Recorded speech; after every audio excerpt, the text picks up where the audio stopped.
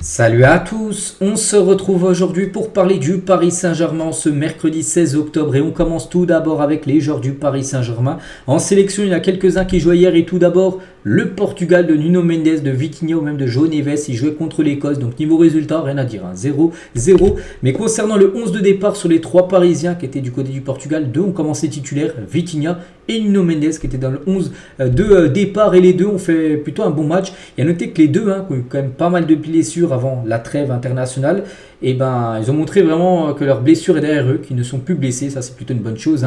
Un rassemblement encourageant du côté des joueurs du PSG, donc craignait l'incertitude physique pour Nuno Mendes et pour Vitinha. Donc il ne semblait plus être gêné par son ancienne blessure, Vitinha, qui l'empêchait d'être à 100% avec le PSG, donc ça c'est plutôt une bonne nouvelle, il va revenir à 100% maintenant du côté de Paris pour les prochains matchs. Et à noter que João Neves, les gars, donc lui n'a pas joué hier, il n'a même pas joué une seule minute lors des deux matchs contre la Pologne et contre l'Écosse pour le Portugal. Il aurait été les deux matchs sur le banc, l'intégralité des matchs sur le banc, donc voilà. Maintenant, retour pour lui à Paris pour le jeune Portugais. Il y avait également l'Espagne de Fabien Ruiz contre la Serbie. Donc l'Espagne s'est imposée 3-0, donc parfait. Et bien sûr, Fabien Ruiz a joué titulaire indiscutable de cette équipe. Donc il a commencé dans le 11 de départ. Il a été de nouveau décisif avec une passe D. Voilà, encore une grosse trêve, bien sûr, pour Fabien Ruiz, comme souvent. Mais du côté du PSG, toujours un peu plus moyen, on va dire, ses performances. Mais avec l'Espagne, il rayonne comme d'habitude.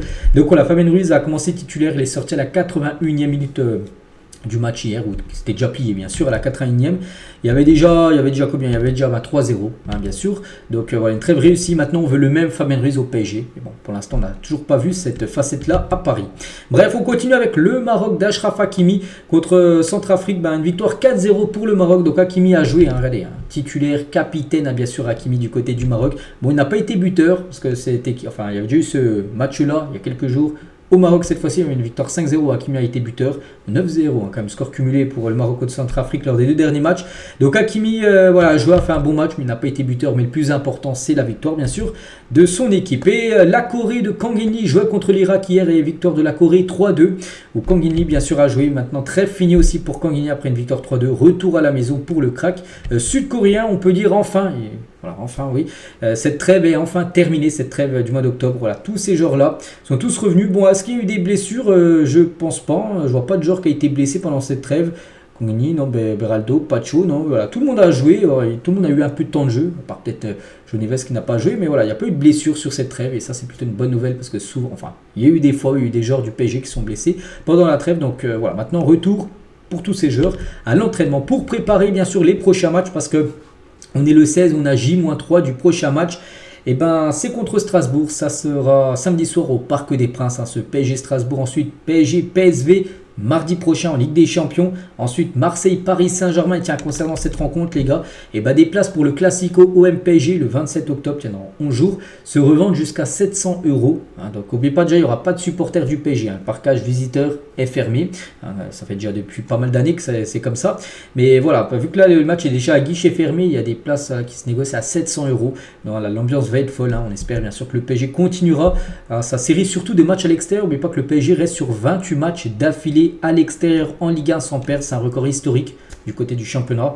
Ils avaient remis un match de plus avec Nice, match extérieur pas perdu. Donc là, il va falloir aussi pas perdre du côté de Marseille pour continuer bien sûr cette série qui est quand même incroyable. Après, il y aura un PSG Lens, un PSG Atlético, puis on peut voir aussi un Bayern PSG qui sera après la trêve internationale du mois de novembre. On continue, on va parler de Bradley Barcola et on est content pour lui, c'est officiel. Barcola est nommé joueur du mois de septembre en Ligue 1. On a le choix entre lui, Mason Greenwood et Jonathan David, l'attaquant lillois, et c'est Barcola qui a reçu le prix du meilleur joueur du mois. Un petit rappel, lors du mois de septembre en Ligue 1, je parle dans le championnat français, c'est 4 matchs joués pour 3 buts inscrits. Donc il succède à Mason Greenwood, le joueur de Marseille qui a remporté le prix lors du mois d'août. On va parler niveau mercato. Le Paris Saint-Germain s'intéresse à Franco Mastantuono, donc un tout jeune joueur argentin de 17 ans. J'ai déjà entendu parler quelques fois parce que je sais qu'il y a un club comme le Real Madrid qui est intéressé, mais le PSG rentre également dans la course. Donc il joue à River Plate du côté du championnat argentin. Le jeune ailier droit dispose d'une clause libératoire d'environ 45 millions d'euros, une somme dont Paris pourrait se rapprocher en janvier. N'oubliez pas que Paris, en janvier, il y aura certainement peut-être deux recrues. En janvier 2024, il y a eu Beraldo et Moscardo qui avaient signé. Donc là, peut-être qu'il y aura ce Mastantuono qui pourrait débarquer au club. Donc l'objectif du club est de s'attacher les services de l'Argentin en hiver pour doubler la forte concurrence, comme j'ai dit, des clubs comme le Real Madrid, et de le prêter à River Plate jusqu'à l'été 2025. Voilà, en gros, ce qu'aimerait faire le Paris Saint-Germain concernant ce tout jeune joueur. Voilà, donc 17 ans, tout jeune. C'est que maintenant le PSG, de toute façon, on sait, hein, a changé de stratégie sur le mercato, c'est de recruter des jeunes joueurs. Hein, regardez, 17 ans, Désiré Doué, il a eu 18 ans, il est arrivé. Voilà, tout Barcola, quand il est arrivé au PSG, il avait 20 ou 21 ans. Voilà, c'est plus de recruter maintenant des joueurs à la trentaine, non, c'est de recruter des pépites. On sait que maintenant c'est ça la stratégie mercato de Paris. On va parler de ce joueur Kylian Mbappé, ex-joueur du Paris Saint-Germain, parce qu'actuellement il y a beaucoup d'infos entre lui et le PSG, hein, son ancien employeur on peut dire. Et par rapport aux 55 millions d'euros que réclame Kylian Mbappé à Paris par rapport au salaire impayé et de primes, hein, et ben la délibération en appel concernant le contentieux de 55 millions d'euros entre Kylian Mbappé et le PSG sera annoncée le 25 octobre prochain. Donc hier il y a de nouveau une réunion on peut dire, hein, et en gros il n'y a toujours pas eu le verdict final. Le verdict final sera dans 9 jours, hein, le 25 octobre prochain. On saura si le PSG doit ou non payer cette somme. Bon, je pense que le PSG devra bien sûr payer cette somme à Kylian Mbappé. Donc voilà, ça sera la semaine prochaine qu'on saura tout. Luis Enrique à Movistar, il a dit: c'est le titre de champion que j'ai le moins célébré. J'étais furieux. J'aurais écrasé le podium ce jour-là. La compétition est ma marque de fabrique alors ce jour-là. En raison de la colère qu'il a ressentie après la défaite 3-1 contre Toulouse, c'était fin de saison dernière où le PSG était sacré champion de France, hein, et le PSG avait perdu contre Toulouse lors du dernier match. Je crois que ça avait été pas là il y a 2 mois, mais il y a 1 an et 2 mois. Et du coup, il avait très mal pris. Parce que oui, le PSG était champion, mais le dernier match a été perdu 3-1 contre Toulouse. Et la fête a été un peu gâchée, on peut dire. Donc, il n'avait pas du tout apprécié, on peut dire, ce titre de champion, Luis Enrique. On va parler de Keylor Ruiz, hein, donc un joueur, qui est un ancien joueur du Paris Saint-Germain, qui parle de Neymar, hein, qu'il a côtoyé à Paris à l'époque. Donc, Ruiz qui a été sur un live Twitch, hein, il a dit: il est choquant, conservation de balles de touche. Normalement, tu contrôles, tu fais la passe. Il me fait petit pont. J'ai dit, mais c'est quoi ce genre de malade mental? Voilà, quand il s'entraînait bien sûr avec Neymar du côté du Paris Saint-Germain. On va parler du jeune Warren Zaïre-Emery. Durant ce rassemblement, Zaïre-Emery a retrouvé la frustration de l'Euro passé sur le banc. Sa période en bleu est difficile, mais le staff lui répète, hein, qu'il a encore l'âge d'apprendre. Il a 18 ans, lui il a envie de jouer. Quand tu es jeune, tout ça, tu as envie de montrer ce que tu vaux. Mais le problème, c'est qu'il n'y a pas que lui au milieu de terrain en équipe de France, hein. Voilà, il y a des Tchouaméni, il y a des Kamavinga, il y a des Youssouf Fofana. C'est vrai qu'il est souvent sur le banc. Donc intégration précoce, hein, sont souvent suivis pour des périodes de retrait. Mais lui, les gars, il en a marre, il a envie de jouer. Voilà, tout simplement. Le jeune Warren Zaïre-Emery. Paul Pogba en interview pour SoFoot. Hein, SoFoot, c'est un magazine, mais au Parc des Princes. Je ne sais pas ce qu'il faisait, hein, Paul Pogba. N'oubliez pas que ce joueur, les gars, dès mars, hein, va reprendre sa carrière. Il pourra enfin rejouer.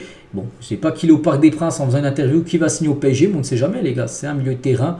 S'il retrouve son niveau qu'il avait il y a quelques années, les gars, ça peut être vraiment un très bon joueur pour le PSG. Et surtout gratuitement, un joueur en plus, je crois qu'il vient de la banlieue parisienne. Donc voilà, concernant Paul Pogba. Classement des affluences moyennes en Ligue 1 cette saison et du côté du PSG, parce que c'est le PSG qui nous intéresse, à la 3e position, 47 264. Voilà, c'est quasiment le parc max, hein, on peut dire la capacité. Et quand on peut revenir encore sur la capacité du stade qui est quand même pour moi limitée, hein, quand on voit des stades comme Lyon, le stade de Lyon, le stade de Marseille, les gars, qui a quand même 13 000 voire 15 000 places de plus que le PSG. Le PSG doit trouver une solution par rapport à ça. Bon, on sait qu'il y a des solutions là qui vont être prises en compte là, soit construire un stade, et je pense qu'il faut faire ça. Il faut construire un stade, avoir un stade au moins à 70 voire 80 000 places minimum pour le PSG, pour encore plus changer de dimension du côté de Paris, parce que tu ne peux pas rester encore à 47 000 places pendant 20 ans, c'est tout simplement pas possible, alors que tous les autres grands clubs, hein, eux développent, on peut dire, leur stade, alors que le PSG là c'est en stand-by, on peut le dire, depuis une dizaine d'années. Kolo Muani peut faire du bien au PSG, c'est Matteo Guendouzi qui a dit ça. Après la performance de l'équipe de France, ou surtout le doublé de Randal Kolo Muani lundi, il a dit qu'il peut faire du bien au PSG. Oui, on aimerait qu'il fasse du bien à Paris, mais pour l'instant, un peu à l'image de Fabien Ruiz, il le fait en sélection, on le voit beaucoup moins décisif du côté de son club parisien. Mais c'est vrai que Kolo Muani, sur ce rassemblement, c'était le meilleur buteur en équipe de France. En 26 sélections, il a inscrit 8 buts. On peut voir que Dembélé également, joueur du PSG, 52 sélections, donc le double, hein, de sélections par rapport à Kolo Muani, mais 6 buts inscrits, on a moins de buts alors qu'il a joué 2 fois plus de matchs, voir que Barcola, c'est 2 buts inscrits en 9 sélections du côté de l'équipe de France.